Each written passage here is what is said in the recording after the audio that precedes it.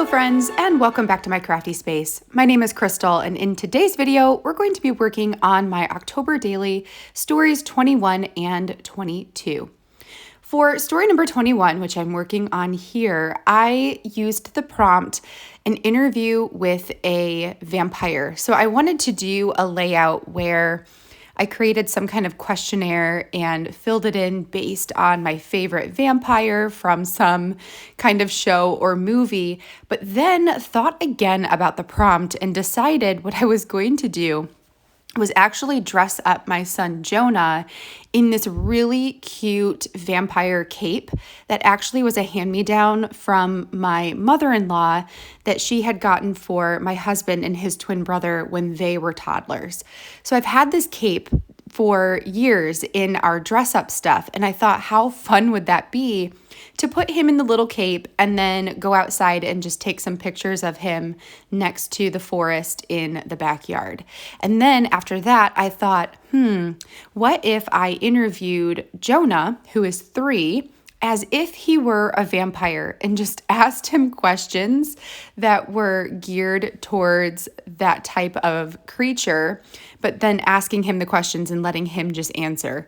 And so that's what we did, and it was so fun. His answers are hilarious, and I am so glad I did that. I'm totally doing this again next year for some other kind of creature, and maybe I'll do Izzy and Jonah. Like, it was just so fun. I highly, highly recommend that type of prompt. So I typed up the questions and the answers on my computer and printed them off on vellum, because I wanted to add them on top of the photo of my son here. So you can see that on the left-hand side where there's a lot of white space on the photo. That's where the words are going to go. I then pulled out some of my embellishments, trying to figure out how I wanted to embellish the page. I immediately landed on the top hat, which is a die cut, and I loved that it gave him almost a Victorian type of look. Now, I showed this to my husband, and he said that he looks like a magician, and that's true too. He does kind of look like a magician, but I know that he is supposed to be a vampire, so it's fine by me. Love the hat. So that I'm actually going to go ahead and adhere right there on his head, and it looks almost like he's wearing it in the photo, but it is a die cut. And then for the journaling portion, there was this tab that came in the Heidi Swap die cut set, and that's actually where the top hat came from as well, and I believe the little bat that I'm going to add onto this page. I think all 3 of those pieces were from the Heidi Swap Halloween 2021 line. I looked through a bunch of my numbers trying to find one to put at the bottom underneath Jonah's feet. I wanted it to be fairly large so you could see it, but not too large where it was going to cover up his shoes and kind of cut him off. So I pulled out these puffy sticker ones. Those are from Ali Edwards. I purchased them a while ago. And then I wanted to add this bat on here as well because, vampires turn into bats and all of that kind of stuff. So I have the little tiny bat die cut. I've considered putting that up at the top of the journaling as well, but just really, really liked the tab instead. Then I grabbed my little gems, put one of those white gems in the middle of the bat to spruce it up a tiny bit, and then I'm going to pull up those numbers off of the photo and slide the bat down behind the numbers where the little gem dot is in between the 2 and the 1 for story 21. Stick it all back down, and that one is good to go. I really love the way that turned out. This is probably one of my favorite layouts from this entire album. Here's where we'll go ahead and stick down the hat on Jonah's head. And then the tab piece says beware, and it's got these stitching marks across the top of it. I'm going to just go ahead and adhere it down with my double-sided adhesive, my roller adhesive there.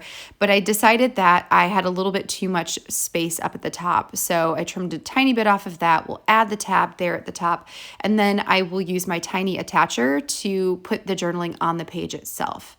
That way you don't see the adhesive on the journaling portion, and yet everything stays down really nice and securely. So with that, I already have this hole punched, so I can just stick it in the album and call this one done. Really, really love it. Now we're going to move on to story number 22. This one, the prompt was the scariest movie I watched as a child.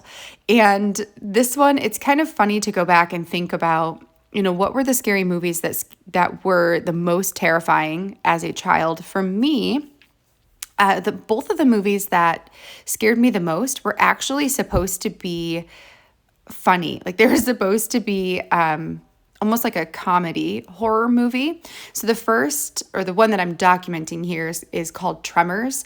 And it's about this like worm monster that lives underground, and it comes out and eats people, and it's terrifying. It was so terrifying to watch that as a kid. I definitely had nightmares from that one.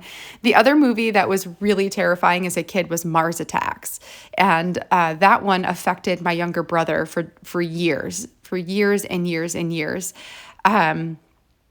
Where it's just funny how that happens. I think that that's probably why I don't particularly love scary movies, is because I was exposed to them a little bit too young. My dad let us watch these movies when we were probably like 5 or 6, and that's definitely too young to be watching them. So to document my the scariest movie as a child, Tremors, what I did is I pulled out this TV pad, which I got in the Watch Story Kit from Allie Edwards, and I used one of the TV papers as a template that I cut out with some Halloween patterned paper. The pattern paper there is black, and it just has a really light overlay of some words like boo, eek, that sort of thing. So I trimmed that out, or I traced it on the paper, cut it out, so that we now have the TV. And then I wanted to actually cut out the middle portion as well. So I used my craft knife to go ahead and cut the center out of the TV.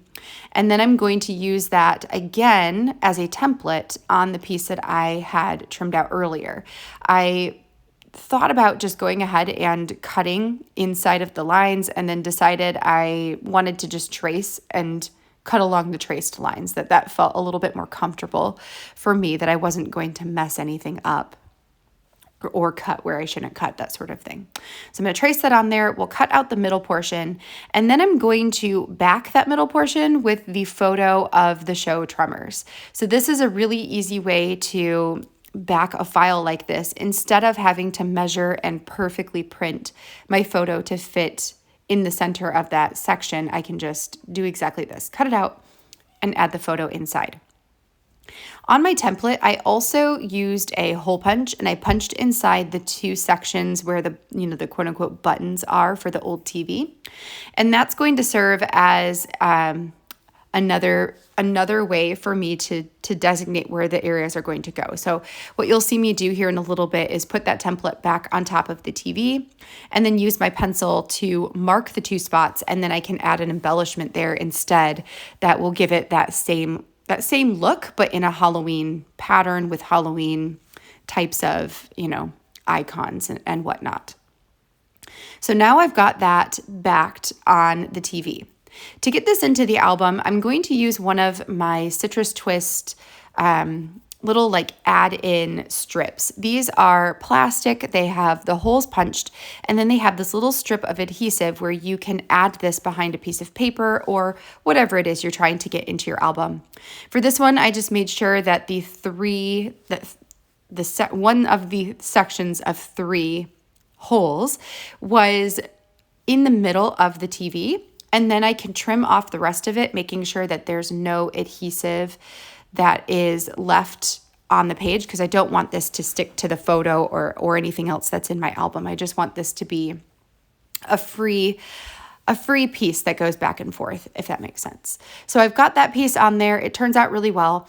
And then for my journaling, I measured roughly the size of the TV, and then created a canvas inside of Photoshop to add my journaling into that section, making it the size of the rectangle portion of the TV. But then when I printed it, I wanted to make sure that it was printed large enough that I could also cut around the antennas and have those backed with the white paper as well. So here's where I will add my journaling onto the TV there. And then I will go ahead and trim everything off so that it is just one full piece. I really love the way that this turns out, because it's a little bit, whimsical to have this TV thing, to have this icon that tells the story. It's a really great area to put the journaling on the back. Like there's plenty of space there. And it's also flat. So this doesn't add a ton of bulk into my album. And by having some of my stories on these half page or quarter page, whatever you want to call it, sections, it's going to help reduce the bulk of my album overall. For this section, I have a third album I'm working in, which sounds ridiculous, but it's whatever. I'm okay with it. I'm having a lot of fun with this October daily, so it doesn't bother me that it's gone into a couple of albums. It's kind of a whatever situation. But I do not want to do any more. I don't want to go into a fourth album, so I'm trying to keep my layouts fairly compact so that I can fit all of the rest of the days, 21 through 31, in this album. So to finish off this layout, the last thing I'm going to do is add the 2 little puffy stickers there at the bottom to look like the buttons, and then add my number 22 with some cardstock number stickers up at the top of the TV. And then I'll stick this in the album and call layout 22 done. I hope that you have enjoyed seeing how these layouts came together today. If you have, I would love a thumbs up on this video down below. And make sure to hit that subscribe button if you haven't already, so you can see all of my future crafty videos. I will be back later in the week with some additional layouts in this album. Until then, I hope you have a wonderful rest of your day, and I'll catch you in the next video. Bye, friends.